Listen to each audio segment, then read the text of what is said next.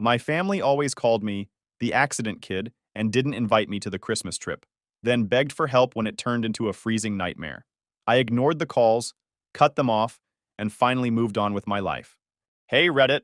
So my entire family planned a fancy Christmas cabin trip for 6 months, invited each other, posted about it nonstop, and never mentioned it to me once. Then they acted shocked when I didn't drop everything to help them after the whole thing turned into a frozen nightmare. Let me show you how it started. Name's Hunter. I'm 29 male, work in IT, manage a team of 15, pay my bills on time, and own a condo that doesn't smell like socks. Not bad for someone my family calls the bonus baby. That's the nice version. Other times it's the accident, the afterthought, or my personal favorite, the surprise package. I've heard it my whole life. My siblings think it's hilarious. I guess when you're born 15 years after the first kid, people assume you were either planned for tax purposes or a result of someone forgetting to lock the door on New Year's Eve. According to my dad, it was the second one. He told me that at Christmas dinner when I was 12, nobody thought that was weird except me. The family roster goes like this. Martin, dad, talks about family values, but really means what the neighbors think. Spends every holiday bragging about his lawn or Blake's job like it's breaking news. Elaine, mom, professional at acting sweet while slipping in insults. If passive-aggressive was a sport, she'd have trophies. Blake, 44, oldest brother, works in finance, drives a BMW, speaks in LinkedIn quotes. Martin calls him the example. Serena, 42, influencer mom, family photo shoots every season, calls her kids my little blessings online, yells at them off camera. Daphne, 39, the free spirit, always on some juice cleanse or crystal therapy kick, loves giving advice nobody asked for. Then there's me, youngest by a mile. Growing up, they treated me less like the baby of the family and more like the neighbor's kid who kept wandering into the house. When I was 9, I joined the school choir. We had this big winter concert. I told everyone at home. Blake said he had a study group. Serena claimed she was busy with plans, which I later found out was a sleepover. Daphne said she'd try but didn't. Mom and Dad said they couldn't make it because there was some neighborhood party. That night I sang in front of 300 parents. Mine weren't there. Next month I watched the whole family go to Serena's dance recital like it was the Oscars. They brought flowers. For her. I got a sorry we missed it, buddy. And it wasn't just that one time. When Blake graduated college, Dad rented a whole banquet hall. Toasts, banners, a slideshow on a projector, the works. When I graduated, dinner at Applebee's with half the family missing because they had plans. I stopped inviting them to things after that. Why bother? By the time I was in high school, I spent most of my time messing with this old desktop Dad's office was throwing out. Things sounded like a jet engine when it turned on. I fixed it piece by piece, learned coding from free forums, taught myself networks, security, all that. Nobody noticed until Serena needed her laptop cleaned from viruses because she clicked some scam link. I graduated, went straight into IT, worked night shifts while my siblings were posting vacation photos. Spent 10 years grinding until I was running the department. Good salary, my own place, health insurance that actually covers stuff. Dad brags about Blake's BMW like it's family property, but hasn't once asked how I managed to buy my condo before 30. Whatever. I stopped caring about recognition years ago. The one thing I still showed up for? Christmas Eve. That was the tradition. Everyone came to Mom and Dad's place. Ugly sweaters, bad eggnog, forced smiles. I usually had to work the day shift, so I came late. But at least it was something. For a few hours, I wasn't the forgotten kid. My nieces, Serena's kids, Mia and Lila, they loved when I came. Probably because I actually talked to them instead of handing them iPads like babysitters. Last year, I got them a Lego set bigger than Serena's dining table. Spent the night helping them build it while the adults argued about politics in the kitchen. Best part of the whole evening. Dad once told me, "Family's everything, son." Yeah? Could have fooled me. What I learned instead was this. Family shows up when they want something. Tech help, money advice, babysitting. But when I had that promotion at work, when I bought my first car, when I hit 5 years at the company, silence. I never said anything. Figured if they didn't notice on their own, forcing it wouldn't help. Plus, sarcasm works better than begging. Like 2 summers ago, Daphne asked why I never bring anyone to family barbecues. I said, didn't know auditions were open for the supporting cast role. She blinked like I spoke another language. So yeah, I kept my distance. Work, a few good friends, my own routine. Show up for Christmas. Smile for the nieces. Go home. That was the deal. At least, it used to be. Because this year, that deal got thrown straight out the window. And it started with one stupid Saturday in December when I stopped by Dad and Mom's place to drop off a package. Mia and Lila ran up asking if I was excited for the cabin trip. What cabin trip? I asked. That's when everything changed. Mia and Lila were both talking at the same time, words tripping over each other like they were in a race. Something about bunk beds, snowball fights, a cabin with a hot tub. I was standing in the hallway holding this Amazon box for Mom like an idiot. What cabin? I asked again. Mia blinked at me like I was joking. The Christmas cabin. Everyone's going. Grandma said it was going to be better than last year since we only stayed one night then. I turned to Mom, who was in the kitchen pulling cookies out of the oven like she was auditioning for a commercial. Is there a reason I'm hearing about this from a 7-year-old? She froze for half a second before plastering on that tight smile she always uses. Oh, that. Well, we all talked about it back in June. Serena found this place in Vermont, really cozy, perfect for the whole family. We figured you'd be working again, so... She shrugged like that explained everything. I just stared at her. So nobody thought maybe I'd want to know?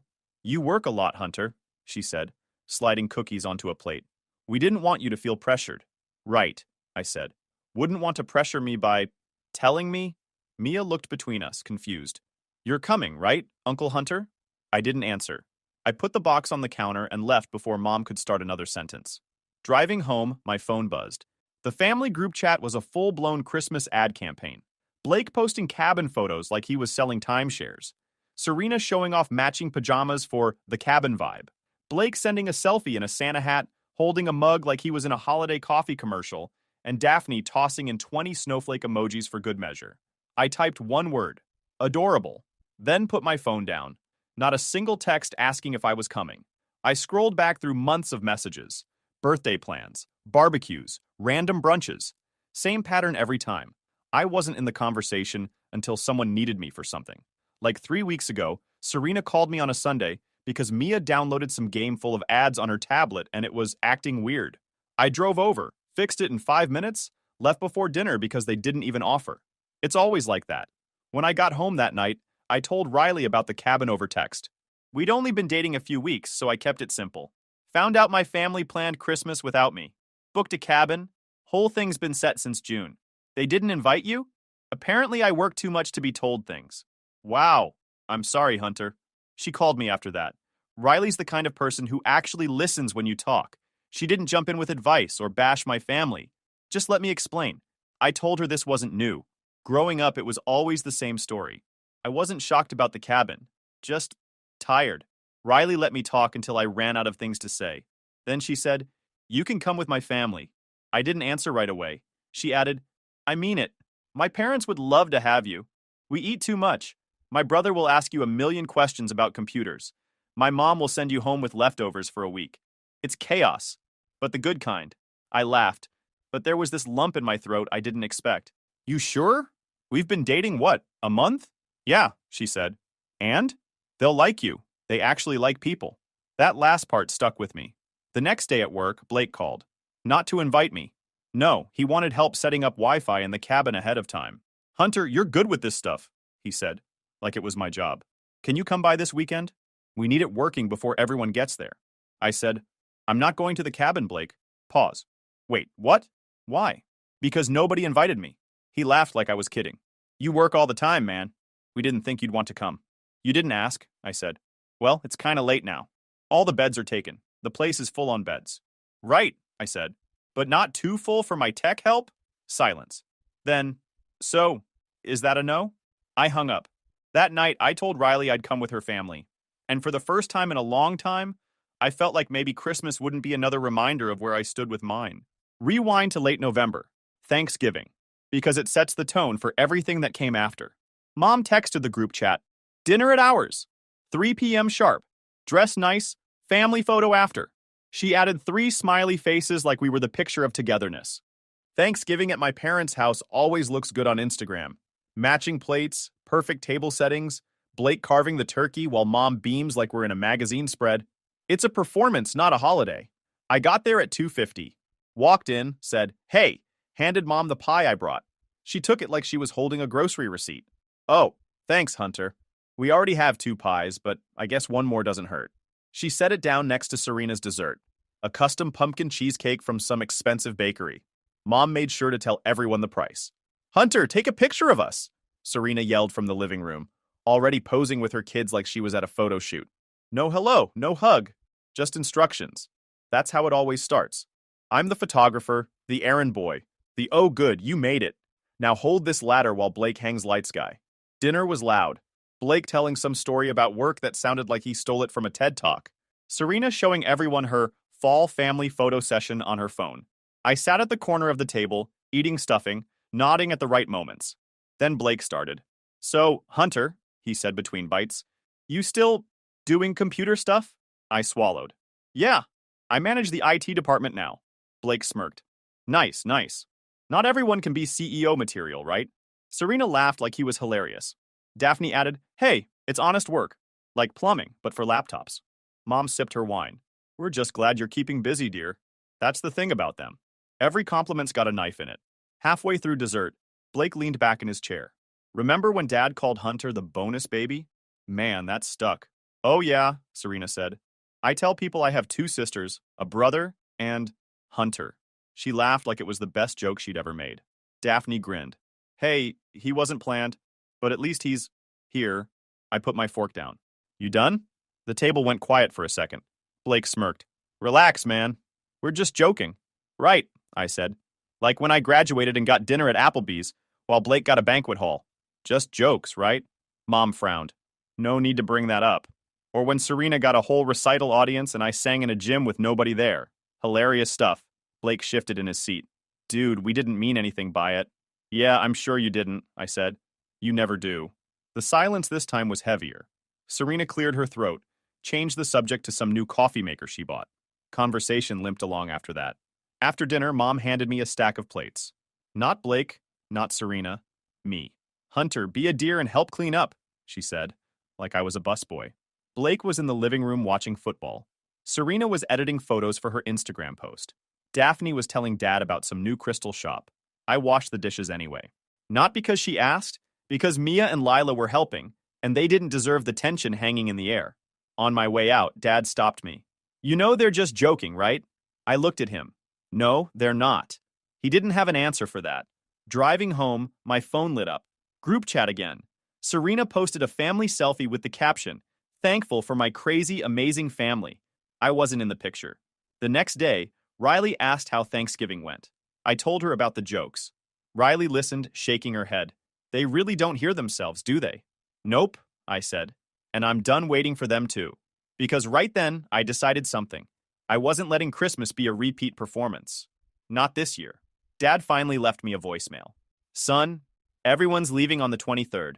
You can still come if you want. Not an apology. Not a real invite. Just a casual afterthought, like I was a neighbor they felt bad for. I deleted the message. Riley's mom texted her that same night. Tell Hunter he's welcome Christmas Day. We'll have plenty of food. First time anyone's ever invited me without needing something first. And I knew exactly where I was spending Christmas. Not in Vermont, not in some overpriced cabin with people who treated me like a background character. This year was going to be different. But before we get there, there was the part where they finally realized I wasn't just going to shrug and take it anymore. Then Mom called. Hunter, dear, she started in that voice she uses right before asking a favor. Are you sure you can't make it to the cabin? Everyone will be there. Yeah, I said. Everyone who got invited. She paused. Well, we figured you had to work. You always do. I smiled even though she couldn't see it. And asking me directly? That was too complicated? That's not what I meant, she said quickly. It's just one Christmas. One that's been planned for half a year, I said. Glad someone remembered me before the matching pajamas got packed. She huffed into the phone. You don't have to be sarcastic. I wasn't sarcastic, I said. That was the polite version. She didn't know what to say after that. The next day, Blake called. Listen, man, he said. We need the Wi-Fi working before we get there. Can you drive up on the 22nd, set it up, then head home? I laughed. That's funny. I didn't realize the unpaid intern spot was still open. He went quiet for a second. It's not like that. We just thought you were busy. Yeah, I said. Busy enough to not invite, but not too busy to climb ladders in the snow for you? Interesting math. He tried to joke it off. Come on, don't be like that. Relax, I said. I'm not upset, just not available. Click. Conversation over. By midweek, Mom tried again. There's still room if you want to come, she said on speaker, while Dad sat in the background. On the pull-out couch? I asked. She hesitated. Well, yes, but... Oh, perfect, I said. Nothing says family love like the couch bed next to the drafty window. Dad cleared his throat.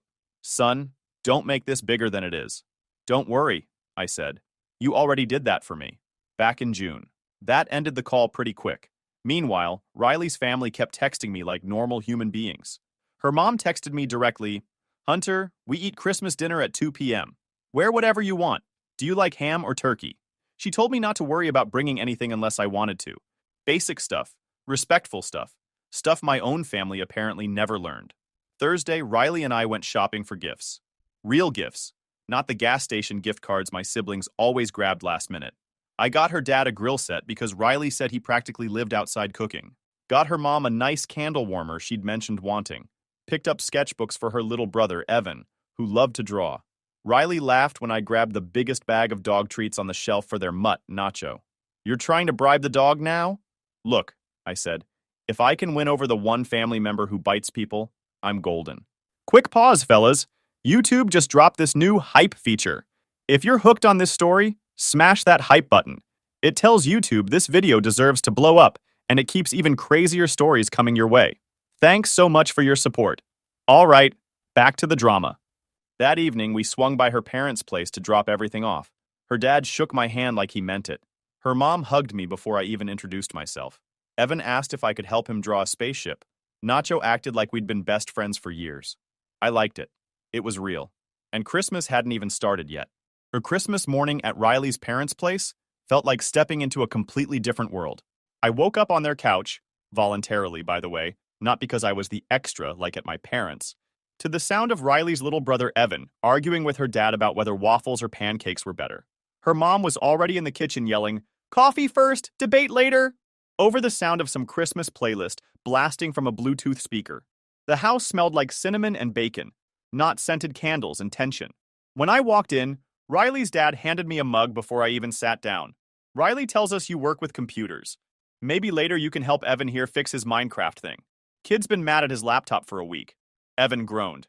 Dad, don't make it sound lame. I laughed. Hey, I can handle Minecraft, but you gotta teach me the spaceship drawing thing in return.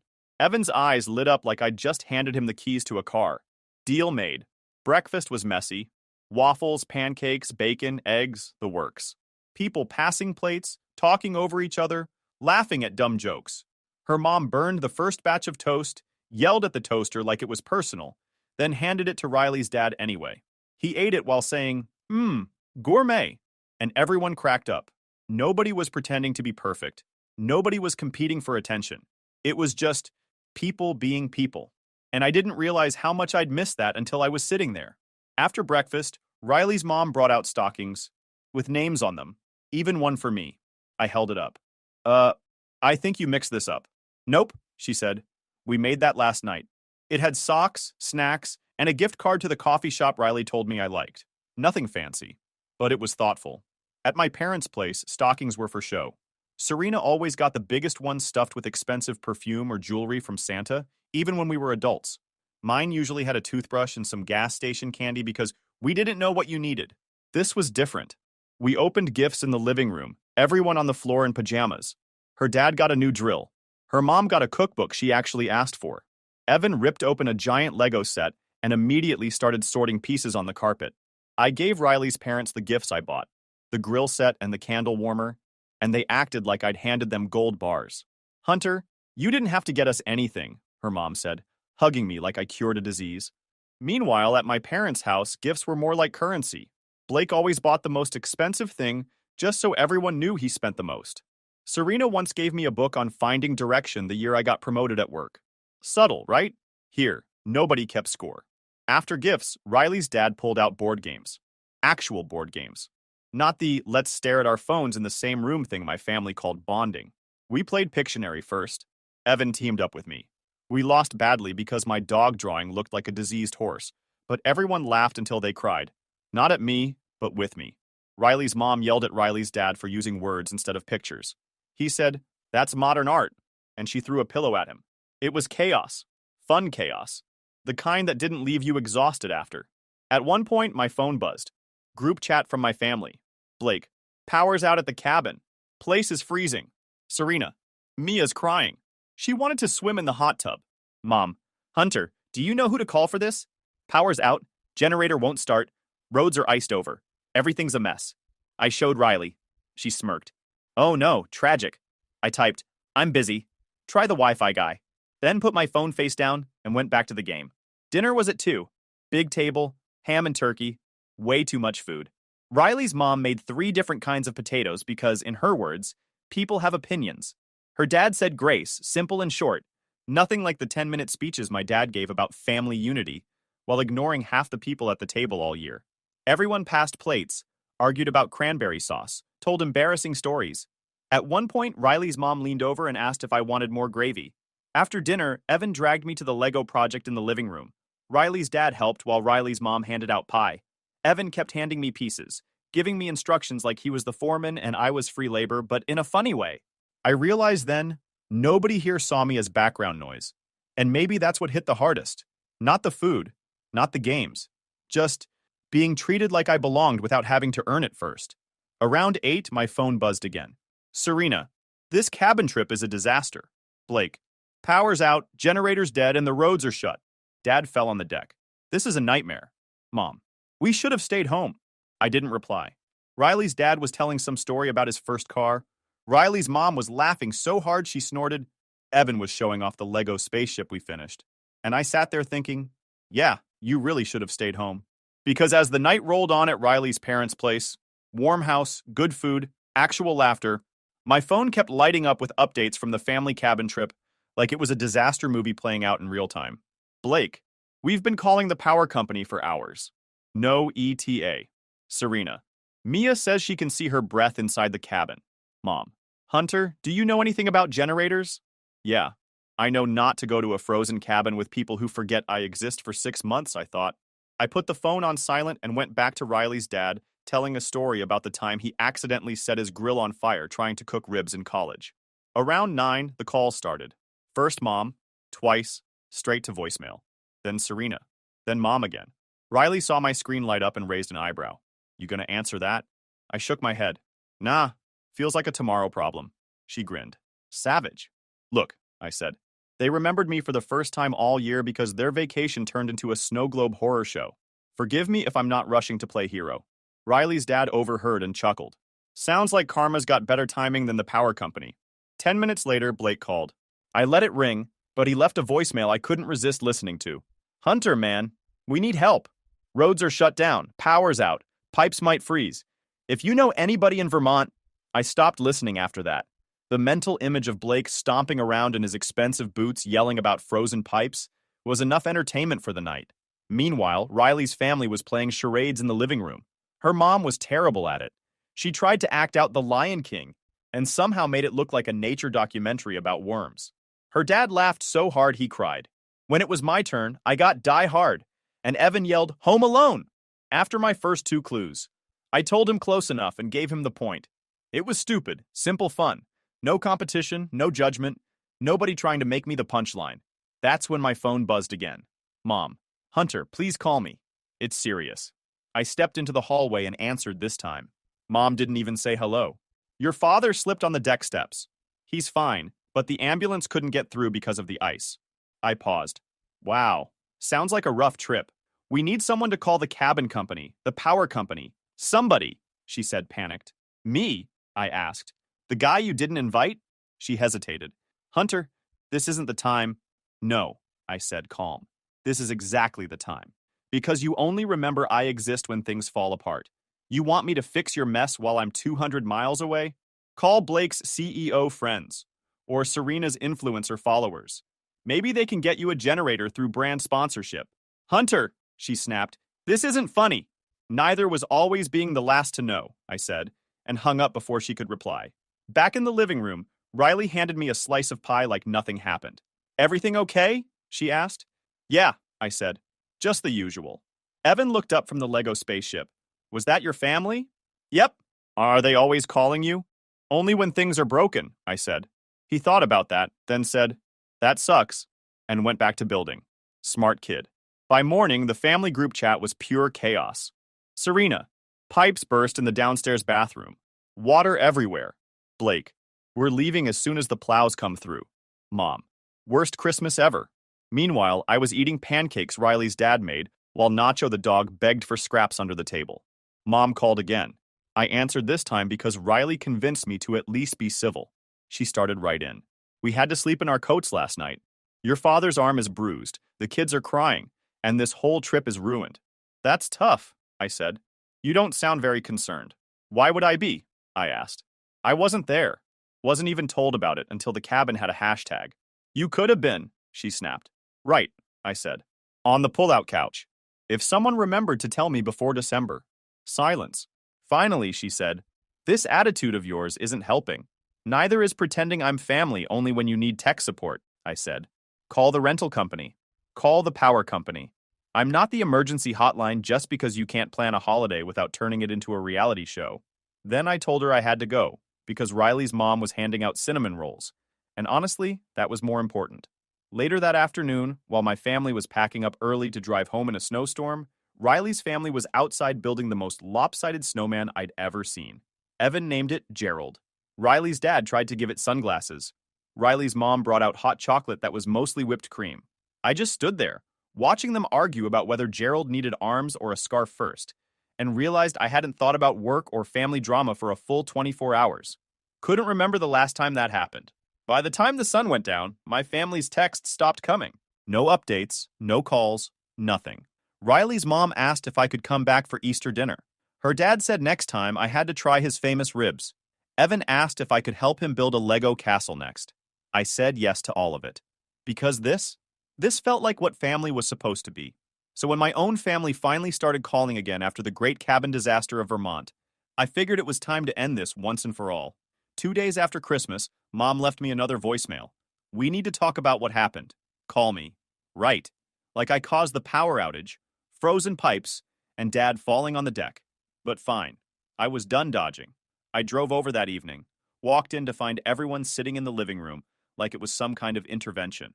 Mom, Dad, Blake, Serena, Daphne, all in one place. Mom started first. Hunter, we feel like there's been some distance lately. I laughed. Yeah, about 200 miles worth. Vermont ring a bell? Blake rolled his eyes. You could have come if you wanted to. Nobody was stopping you. Right, I said. Serena jumped in. You didn't have to be so cold about it. We didn't mean to leave you out. Yeah, I said. Like you didn't mean to skip my choir concerts or my graduation or the last 10 years of my life. Just accidents, right? Nobody answered. Mom tried a different angle. It hurt your father when you didn't call after he fell. I looked at Dad. Did it hurt you? Dad shrugged.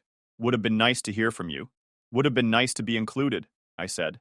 Mom sighed like I was being difficult on purpose. You're always so negative. No, I said. I'm realistic. Big difference. That's when Blake leaned forward like he was the spokesperson. Look, Hunter, we get that you feel left out sometimes, but you could make more of an effort too, you know. I stared at him. More effort than driving 3 hours for Serena's birthday last year just to be asked to take the family photos? Or fixing your laptop at 11 p.m. because you clicked on every scam email possible? Or babysitting Mia and Lila for free so you could go to that concert? Serena muttered. That was one time. 3 times, I said. And you never even said thank you. Daphne finally spoke up. You always bring up the past. Maybe let things go? I laughed again. The past? This was last week. You called me during your meltdown because you needed help. You didn't even ask how I was before listing your problems? Mom snapped. Families help each other, Hunter. Yeah, I said. Funny how that only goes one way with you people. I stood up. Here's the thing.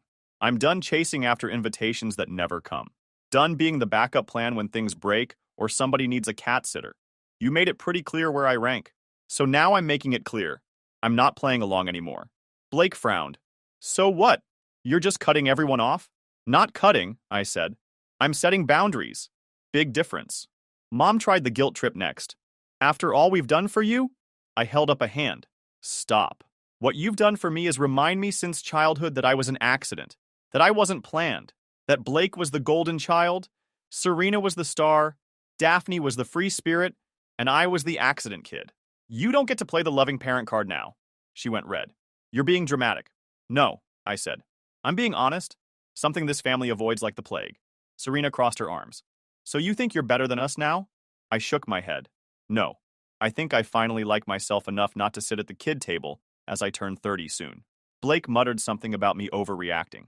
I turned to him. You called me during Christmas to fix your Wi-Fi from 200 miles away. I was eating pie while you were freezing in the dark. Maybe think about that before lecturing me. Dad finally spoke. So what now? Now, I said. I'm taking a step back. You want to have a relationship that isn't built on guilt trips or tech support calls? Great. I'm open to that. But I'm done forcing my way into a family that treats me like an afterthought until the pipes burst. Nobody said anything.